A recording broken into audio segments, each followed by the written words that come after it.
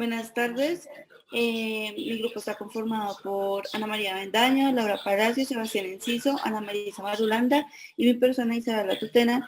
Y hoy les vamos a exponer el proyecto de Derechos y Libertades. Bueno, lo primero que vamos a empezar a hablar son las causas de los dos conflictos. Entonces, por un lado tenemos el conflicto de Colombia, en el cual sus causas se predomina la debilidad del Estado, debido a que pues este está ausente en muchas regiones del país, debido a los conflictos que ha tenido, más que todo en el distrito capital, y bueno, ha dejado un poco de lado por la violencia bipartidista. También está el problema de la posesión de tierras, porque pues hay una diferencia bastante marcada por la distribución de recursos y la falta de aplicaciones de políticas rurales. También está la politización y la persecución de la violencia política que transcurría en el año 1948. También las desigualdades sociales y la falta de acceso a, digamos que servicios básicos como son la educación y la salud. La existencia y el crecimiento del narcotráfico también ha sido bastante, digamos que devastador para nuestro país, debido a que lo afectaba en todos sus sentidos. También la injerencia de Estados Unidos, debido a que Estados Unidos, bueno, realmente, digamos que su intervención se puede definir también como dominio, independencia, y las políticas contra insurgentes. En cuanto a la intervención militar en Colombia y las FARC, siempre hubo enfrentamientos y demás, teniendo en cuenta que pues no se llevaban muy bien. Por esto se hizo un acuerdo, o tuvieron que llevar a cabo acciones bélicas, los cuales la policía y demás empezaron a sentir apoyo por parte de la intervención militar y demás. Por esto fue que en el 2004 se implementaron varios protocolos y hicieron como que las FARC dejaran muchos pueblos o lugares rurales donde se estaban ubicando. Esa fue la parte de intervención militar en cuanto a Colombia. También tenemos que tener en cuenta que en ningún lado las fuerzas militares y la policía pueden meterse en sistemas públicos y mucho menos en sistemas políticos. Entonces nunca pudieron como intervenir de por sí en eso. A cambio, en Salvador, en 1977, la violencia entre el gobierno derechista y la oposición izquierda crearon un conflicto y eso se generó una guerra civil. Ahí fue cuando el FML fue liderado y empezaron a chocar con las fuerzas militares. Muchas armas, encontraron muchas armas, también muchas muertes, generaron varias guerras civiles. Por ejemplo, el 24 de marzo de 1980, el arzobispo Salvador y el monseñor, bajo las órdenes de un chista, crearon y fueron mandaron a asesinar a Mario Salar Acosta. Y esto fue lo que las fuerzas militares como tal tenían que prevenir y demás, pero como eran cosas políticas tampoco se podían meter de mucho. Bueno, ahora voy a hablar sobre la participación política del FMLN en El Salvador y de las FARC en Colombia. Dentro de los acuerdos del Salvador destacan condiciones para la participación política de este frente del FMLN, como por ejemplo las garantías a la reincorporación de los combatientes en un marco de legalidad civil, institucional, la libertad de los presos políticos y las garantías al regreso de los exiliados por razones del conflicto, la legalización del FMLN como un partido político, y esas eran como las principales, por así decirlo.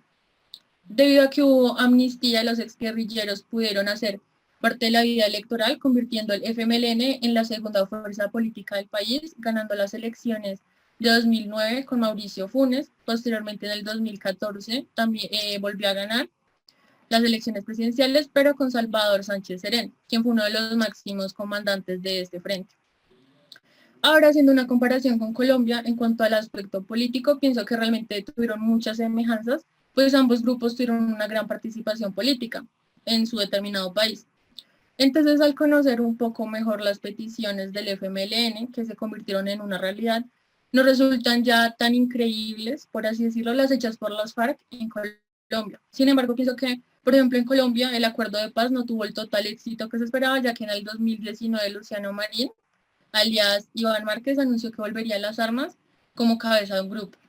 Se pactó que esos crímenes deberían ser juzgados por la JEP, pero en el acuerdo también se pactó que los castigos impuestos, por así decirlos, por la JEP no se podrían derivar en ninguna inhabilidad política, Y se agregó que las condenas de la justicia ordinaria o disciplinaria quedarán suspendidas hasta que sean revisadas por la JEP. Bueno, ahora yo voy a hablar de los paramilitares. En cuanto a El Salvador, podemos ver un grupo llamado el Escuadrón de la Muerte, que estos están conformados por militares, por policías sin uniforme, o sea que ya estaban fuera de servicio, y los mismos civiles. Mientras en Colombia podíamos ver las autodefensas en Colombia, que era la AUC, que de 2003 a 2006, en el gobierno de Uribe Vélez, se desmovilizaron, no totalmente, porque actualmente se ha visto que han vuelto a su ruedo. En comparación con El Salvador podemos ver que no se han desmovilizado, aún permanecen los escuadrones de la muerte en estas zonas de El Salvador. En cuanto a dejada de armas, en Colombia se metió la ONU, teniendo en cuenta que esta es la que pone todos los 21 puntos que se tienen que llevar a cabo para poder llegar a este acuerdo. Esto se basó en un registro, el cual era como el inventario de las armas recolectadas por parte de las FARC. Después se pasó a la identificación, el monitoreo y demás, el almacenamiento y todo eso. Teniendo en cuenta eso, las FARC y la ONU tuvieron que firmar un acuerdo, lo cual estipularon 21 protocolos en los cuales se llevaban a cabo poco a poco en cada una de las etapas. Así fue en Colombia. El Salvador tuvo oculto algunas armas, entonces fue más difícil, teniendo en cuenta que si El Salvador no entregaba todas sus armas, pues la ONU no podía intervenir y no podía hacerlos firmar los 21 protocolos que ya habían firmado en Colombia. Entonces todo empezó, o sea, como que iba todo bien, y un día las fuerzas militares encontraron unos cambuches donde tenían un poco de armas y nunca quisieron hacer el inventario bien. Por eso se demoró más. Finalmente, con cosas políticas y demás, fue que llegaron al punto donde tuvieron que firmarlo, la ONU tuvo que intervenir, se pusieron muchos más protocolos y fue más largo el proceso, pero pues finalmente se logró. Bueno, digamos que los intentos de acuerdo es un tema, digamos, de debatir bastante, porque pues se considera que el proceso de paz de Ecuador fue exitoso y además fue eficaz. Pues realmente ellos solamente tuvieron un intento de acuerdo de paz, el cual fue el que está ahorita, el cual este año cumple 28 años y que fue a cargo del presidente Freddy Cristani, y pues el Frente Farundi Martí para la Liberación Nacional, FMLN, y pues con ellos ya pusieron fin de una vez por todas al conflicto armado que tenían en el Palacio de Chapultepec, de la Ciudad de México. Sin embargo, Colombia se ha tenido varios intentos, de los cuales la mayoría han sido fallidos. El 4 de abril de 1990 se celebró por fin la firma del acuerdo de paz entre el grupo guerrillero FMLN y el gobierno de Salvador. Entre este acuerdo estuvo intermediario Suiza y de paso Cuba. Por más que Cuba fuera una especie de aporte para la guerrilla, Cuba decidió aportar en el proceso de paz, por más que no saliera beneficiado.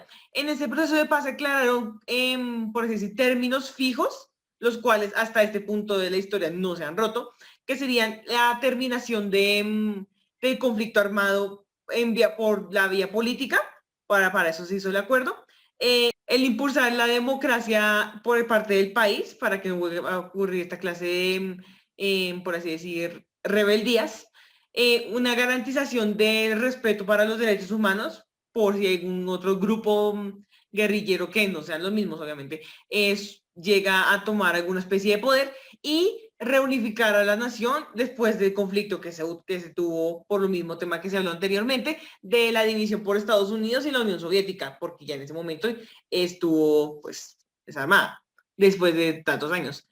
El caso contrario de Colombia, bueno, algo similar entre los dos es que ninguno de los acuerdos se firmó directamente en el país, ya que el país donde debían firmarse debía ser un país mediador, que no estuviera ni a favor ni en contra. Por eso es que el acuerdo de Salvador se firmó en México, en la ciudad de Chapultepec, mientras que el de Colombia se firmó en La Habana, Cuba, pero igualmente Cuba también fue un mediador durante su acuerdo, al igual que Suiza. Bueno, ahora haciendo una comparación entre las muertes que dejaron estos conflictos en El Salvador y en Colombia, se tiene que el número de víctimas de la confrontación armada en El Salvador fue calculado aproximadamente por 75.000 muertes. Y se dice que todos estos iniciaron después del asesinato de Monseñor Arnulfo Romero. El primer periodo de este enfrentamiento está marcado principalmente por la instauración de la violencia de manera sistemática y el terror y la desconfianza en la población civil, así como la desarticulación también de cualquier movimiento opositor. La segunda parte se caracterizó principalmente por las violaciones a la vida, la integridad física y la seguridad en los centros urbanos. Looking back at this kind of college, we can actually see how the problems between Colombia and El Salvador are actually really similar. But one of them actually wasn't never complete. Like, can we say something like that? Because one of them actually worked out. Like, for example, Salvador's conflict was actually ended up in 1990 with the FML ending once and for all. But for example, like Colombia, they actually keep on going to this day even and making like the process of peace, we could say like call it like that, like an absolute frail, I guess, since there are no truths between what they say and what they are doing right now. So we can actually think how many lies have this kind of groups tell the whole country about how they're going to change and how the things are going to get better, even though the presidents tell us about how well they're going, but ended up in a total failure.